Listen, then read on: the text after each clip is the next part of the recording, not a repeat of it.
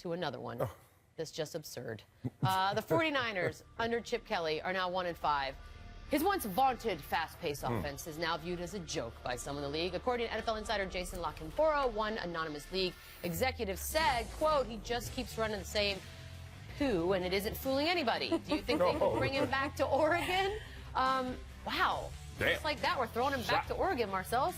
I'm not throwing him back to Oregon. First of all, anonymous NFL exec. Can't you love when that happens? Yeah, unless you are an exec on the Broncos, shut your butt up, because you lost last year just like every other 31 of those teams except the Broncos. So everyone's back at the drawing board. That's one. Two, Chip Kelly.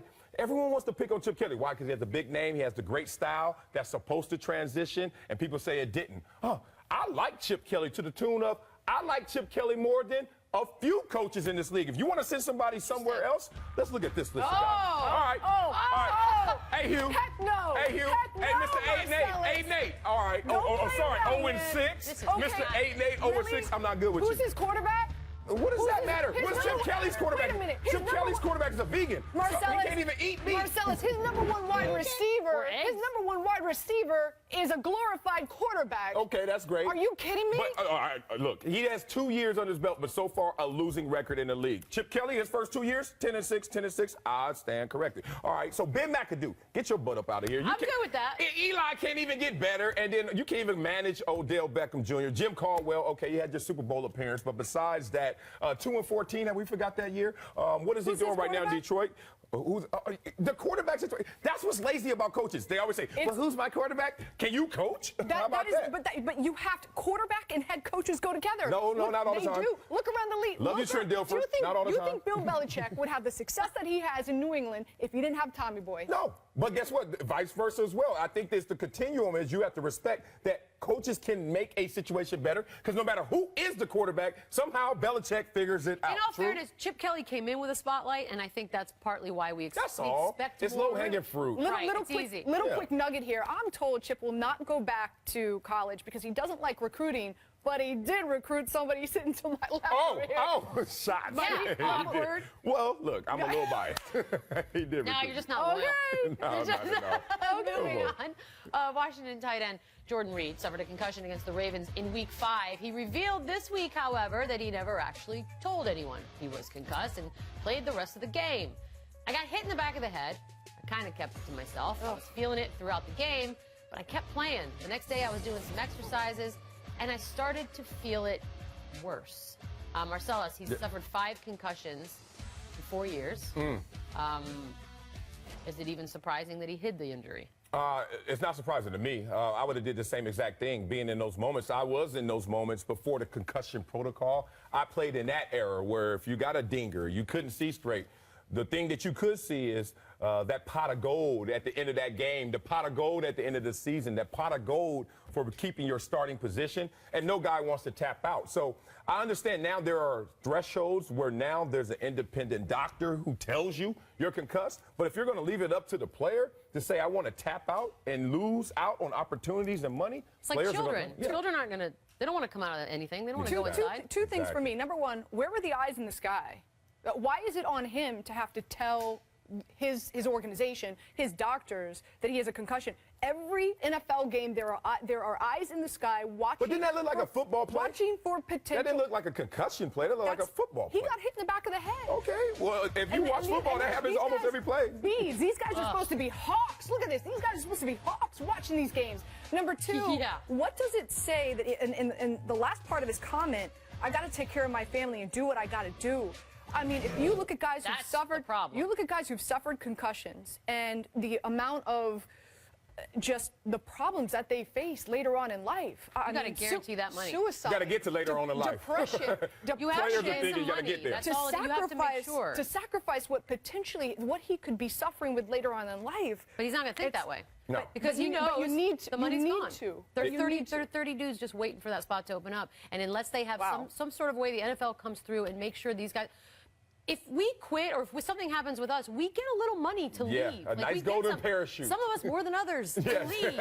And so these guys get hurt, and there's nothing. And that's terrifying. Yeah. It's a one-way bus ticket. That's It's almost a no-win situation at this point. We have some jeers. You're welcome. 3 of them. First up, Jabari Parker. Bucks, Pacers. Jabari. What you got? Oh, is he on Paul George? That ain't going to be pretty. Well, he had some good moments. He had some good moments, and that wasn't one? And you picked that one? Yeah. Paul we George? don't have cheers anymore, only cheers. Dark horse for the MVP, Paul George. Fade like that? Do you have a fade jumper like that? I have no jumper. You seen me play? 0 jumpers. Zero. The Dodgers just getting an overall cheer, really. Yeah. Oh, that thing fell apart. Look at that. Oh, Bad News Bears out there last night. Yeah, right. Sorry, Francis. They woke the Cubs up. Cubs couldn't score in 2 games. They said, we saved it for this one. 10. By the way, we're jeering Steph Curry. I think that's illegal in some parts of the world, but yeah, here it is. Wow. Ooh, I wish that was Chris Paul who did that. Get him back. Oh, honey. Never can get him back. No. That's cute. Steph is still slumping from the playoffs. Week 7 of the fantasy football season starts tonight. Yes. Who will be a baller? Who's a faller? We asked Matthew Berry for fantasy advice next. This is Sports Nation. Sports Nation is presented by Toyota. Let's go places. And in part by Wrangler. Be comfortable in your own jeans.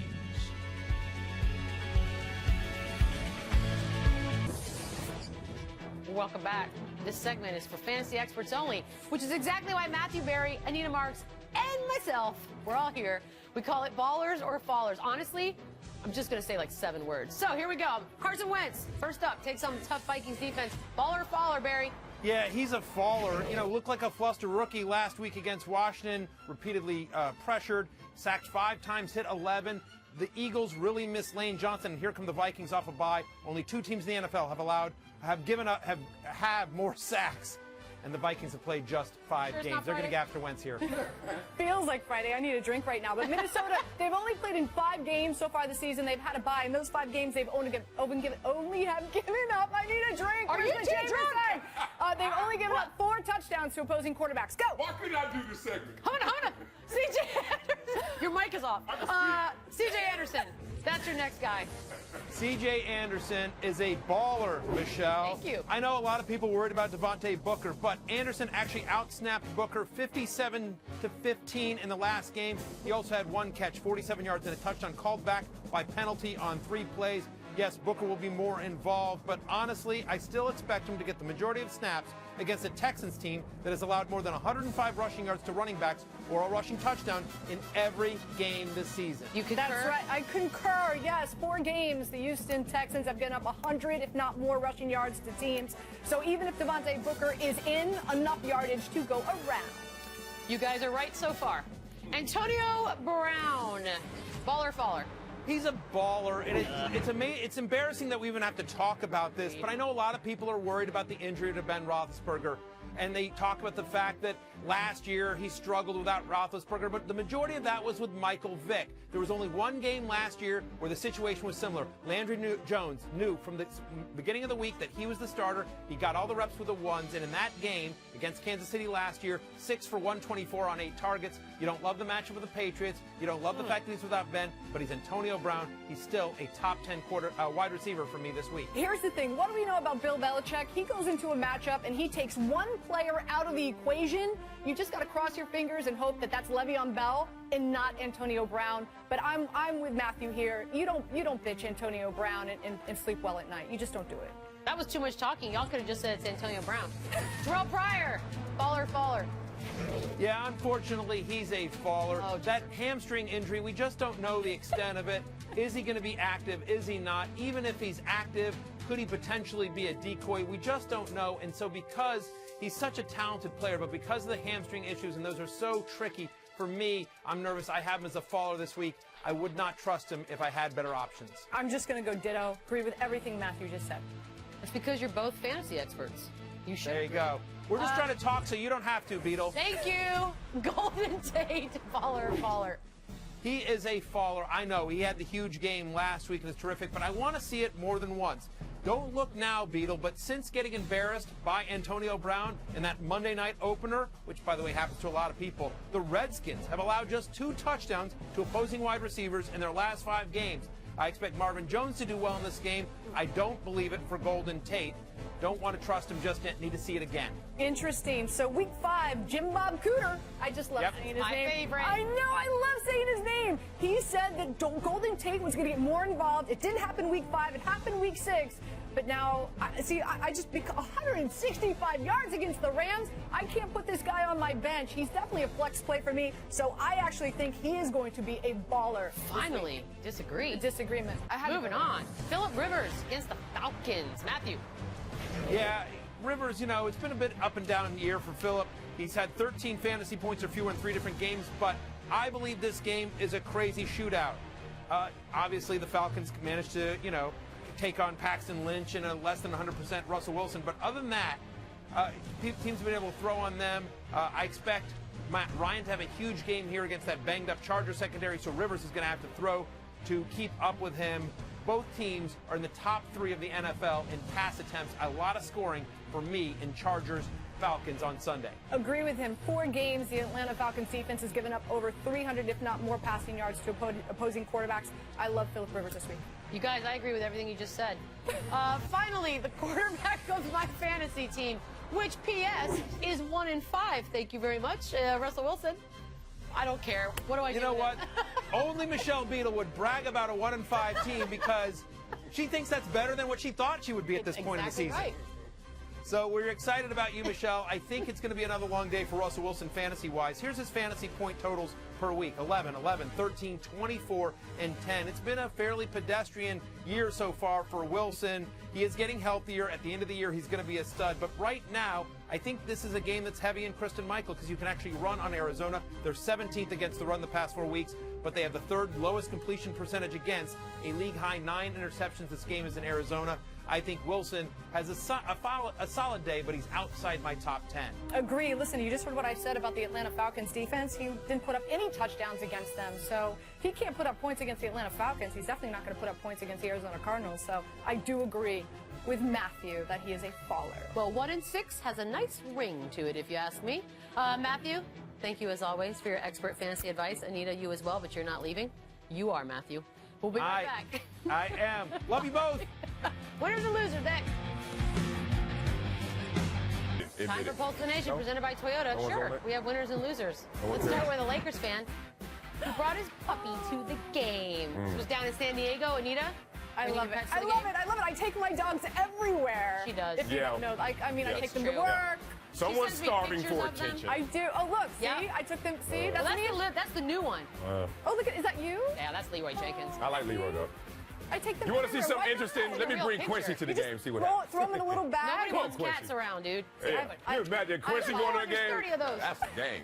You're like one chihuahua. I don't have dogs at home. Losing.